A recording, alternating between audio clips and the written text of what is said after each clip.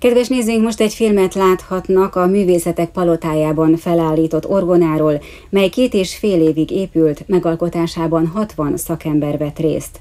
A májusi átadást beavatási koncertek előzik meg, amelyek a terem és a hangszer legjobb kialakítását szolgálják.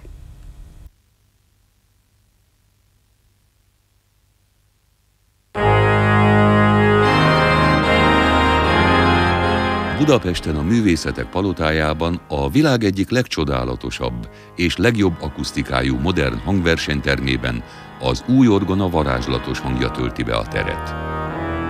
Az éjszakai próbák csendjében most még a hangszer alkotói végzik az utolsó simításokat, de már nem kell sokáig várni, amíg eljön az első koncert, ahol a káprázatos hangszer ámulatba ejti majd hallgatóságát.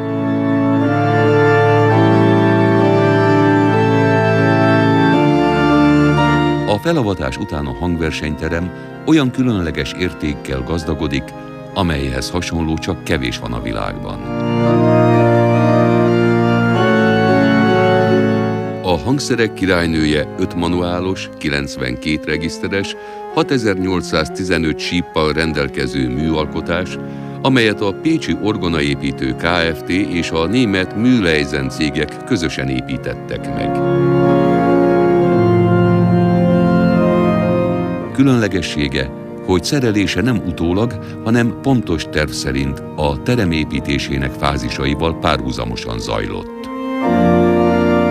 Ha megnyitják a zengőkamrák több tonnás ajtóit, a terem térfogata majd 2/3-dal megnövelhető, így egy valódi katedrális hangzását képes biztosítani.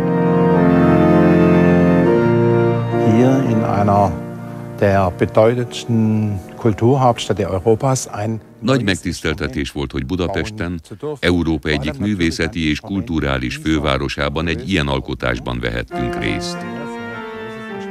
Cégünk 21 éves történetében talán csak egy, a stuttgarti nagy templom számára készült orgona hasonlítható ehhez, de mind méreteiben, mind tudásában biztosan ez a legnagyobb hangversenytermi orgonánk, mondja Mühleisen úr, a német orgonaépítő cég első embere. Bis dato in unserer Firma entstanden ist. Ami grandiózus ebben az orgonában a gazdag nyelvkar, a főműnek a nyelvkara,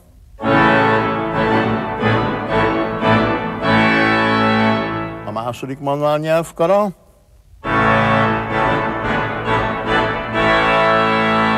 ezen érdekesség egy teljesen egyedi gyártású klarinét hangszín, erre az orgonára készítették.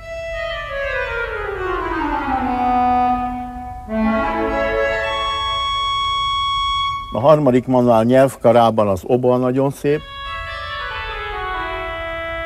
A bombárd, amely a francia orgonairodalom és az orgonaépítészetnek egy remeke.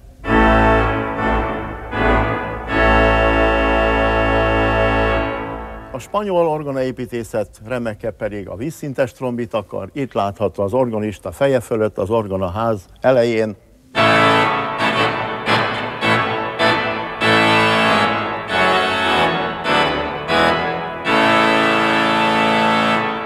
Ez az orgonának a második szintje, tehát itt található az első manuál, a főmű, és mögötte a Réci expresszív, tehát a nagyredőnymű, egy szinttel följebb található szintén 2 manuálmű még, elől a szólómű, hátul a pozitív expresszív. Az orgonamű a klasszikus templomi orgonák tudásának legjobbát nyújtja, amihez hozzátették még a legújabb kori csúcs technikát is, a művészi alkotómunka segítésére. Több ezer kombinációt lehet beprogramozni, majd ezeket elmenteni ilyen USB drive segítségével, akár az otthoni számítógépen lehet őket módosítani.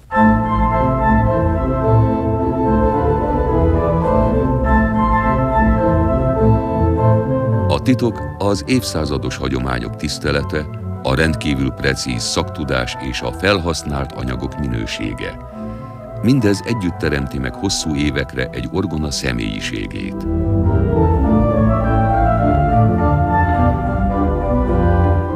Minden egyes síp hangolása rendkívüli precizitást igényel.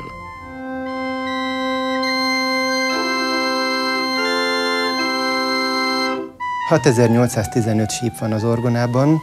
Orgonának a legnagyobb sípja, az 10 méter hosszúságú, a majorbasz nagy C, belül van fából, utána pedig 4 félhanggal kisebb a nagy E, homlokzatban található meg ónból, 5 méter hosszúságú, az első manuál Montre 16 nagy C-je, és itt pedig a kornett legkisebb sorának a legkisebb sípja, ahol a sípláb fölött maga a szóló síp, az kb. 7 mm hosszúságú. Az orgona küldetése, hogy hűen szolgálja a legkülönbözőbb felfogású művészeket, és teremtse meg a lehetőséget Magyarországon eddig ritkán, vagy soha elő nem adott művek megszólaltatására is.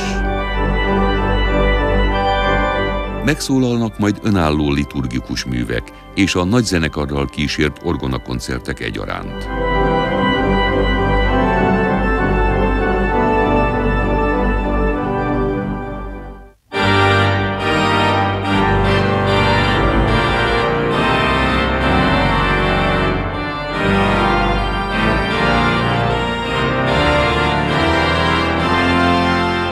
Az orgonának van egy távjátszóasztala is, vagy színpadi játszóasztal.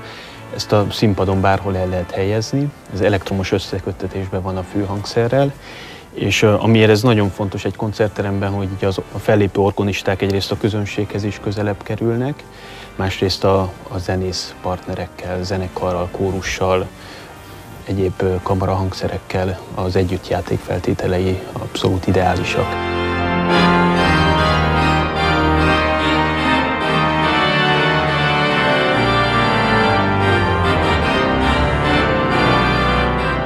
Ha a teljes orgonát megszólaltatjuk, akkor 4 fújtatómotor termeli a levegőt, annak az 4 fújtatómotornak körülbelül 100 köbméter a percenkénti szélteljesítménye.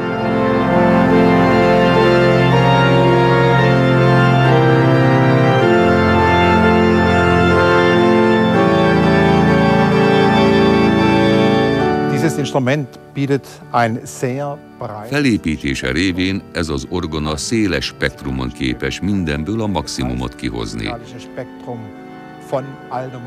A reneszánsz zenétől a barokkon és a romantikán át a jelenkori modern zeneművekig.